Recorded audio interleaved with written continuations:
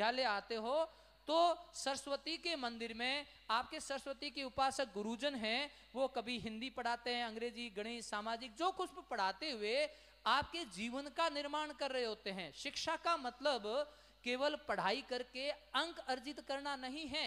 हम पढ़ लिख करके पढ़े लिखे जैसे दिखें, हमारा व्यवहार पढ़े लिखे जैसा हो, तब हमारी एजुकेशन के हकीकत मायने हैं। मंच पे अभी सभी लोग बैठे हैं, किसी के गले के अंदर मार्कशीट लटका रखी है, दिए तिमणी आल दे बांधड़ो कहीं डरो, अरे कुछ लटका रखा है क्या? ताबीज थोड़ी बांध रखा है इन्होंने, नहीं। तो एजुकेशन क्या है? हम आने वाले घंटे डेढ़ घंटे में इसको समझने की कोशिश कर रहे हैं कि वास्तव में हम पढ़ क्यों रहे हैं, हमें पेरेंट्स पढ़ा क्यों रहे हैं, हम पढ़ करके क्या कर सकते हैं। तो जरूरी है कि हम हमारी समझ को पैदा करें। वो हमारे टीचर हमें स्कूल में सिखाते हैं प्रार्थना के जरिए कि हम सर्वशक्तिमान ईश्वर को याद करें कि हमको मन की शक्ति देना, मन विजय करें, दूसरों की जय से पहले खुद की जय करें। हम दूसरों को कहते हैं वो ये नहीं करता, वो ये नहीं करता, ये नहीं। अंगुली जब हम किसी और की तरफ करते हैं तो 3 अंगुलियां हमारी तरफ आती है ना। तो ये 3 अंगुलियां ये कहती है कि भाई 3 बार सोच ले कि जो दूसरों में कमी देख रहा है, दूसरों को दोष दे रहा है, खुद में तो नहीं है। यदि है तो क्या होगी? 2 चीज होगी, या तो कमी है तो उसको दूर कर ले, और गलती है तो उसको सुधार ले। 3 बात होगी पूरी। और अंगूठा ऊपर की तरफ है, यानी सर्वशक्तिमान ईश्वर को, भगवान को, जिसको भी आप अपना इष्ट मानते हो, उसको मानते हुए कहो कि मैं आज के बाद उस रास्ते नहीं चलूंगा, वो विचार नहीं करूंगा, वो गलती नहीं करूंगा। अनजाने में हुई कोई बात नहीं, क्योंकि एक बार गलती माफ कर दी जाती है, दोबारा रिपीट नहीं होनी है। ऐसा विचार करोगे?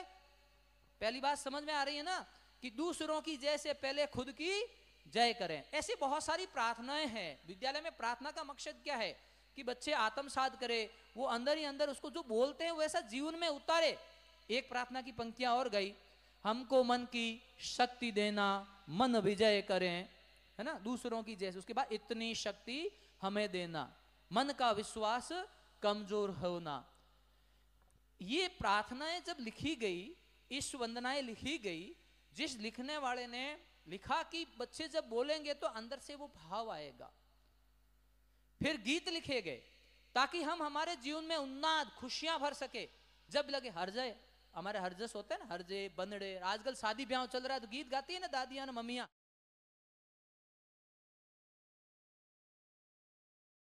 है ना। अपन नहीं गाते, अपन तो फिल्मी गीत वाले, डिस्को डांस वाले हैं। ठीक है, वो भी अच्छा है, अपनी जगह सब ठीक है। अब होली आ रही है तो फागुन भी चलेंगे। ये साफे में ब्रह्मदेव जी और बैठे हैं, उधर इनके उम्र के इधर लोग बैठे हैं। ये जब खेत में काम करते हैं ना तो बड़ी मस्ती में गीत गाते हैं, और जब गीत गाता हुआ आदमी काम करता मतलब उसको कोई परेशानी नहीं होती है। तो वो खुशियों के तरीके हैं। मैं पढ़ाई की बात ही नहीं करूंगा, आज जीवन की बात करेंगे हम। पढ़ाई की बात आपके गुरुजी बहुत अच्छा करवा रहे हैं। आपके अनुशासन को देख करके लगता है कि आपको वाकई आपके अच्छे टीचर मिले हैं, अच्छा विद्यालय मिला है। मैं चाहूंगा एक बार जोरदार ताली अपने गुरुजनों के लिए, और जोर से 1 2 1 2 3 1 2 2 1 2 3, और जोर से हाथ हवा में उठाते हुए 1 2 1 2 3। बहुत बहुत आभार। बस ये ऊर्जा हमेशा अपने टीचर को देना, हमेशा दिल से उनकी इज्जत करना, रेस्पेक्ट करना। भगवान मिल जाएगा एक दिन। मैंने आज तक किसी भगवान को नहीं देखा, लेकिन सरस्वती को देखा है, जिसने अदब से टीचर का कहना माना है, मंदिर में अदब से गए हैं। एक दिन वो जैसा बनना चाहते हैं वैसे बन गए हैं। तो हमारे लिए हमारे गुरुजन वास्तव में देवतुल्य हैं। तो हमारे किसान लोगों को कई बार सुना होगा ना आपने, खेत में काम करते हैं दादा दादी, या जब दादा ताऊ उनके जब दोस्त आ जाते हैं तो हमारी तरफ उसके एक भिड़त बोलते हैं, बोलन दे हबीडर बेली बाजन दे हबीडर बेली निरे तालरी राटक छाटक बोलन दे हम भीडर बेली भोजन दे हबीडर बेली बम बम भूलर बेली। वो भी अपनी मस्ती में गीत गाते हैं। क्यों?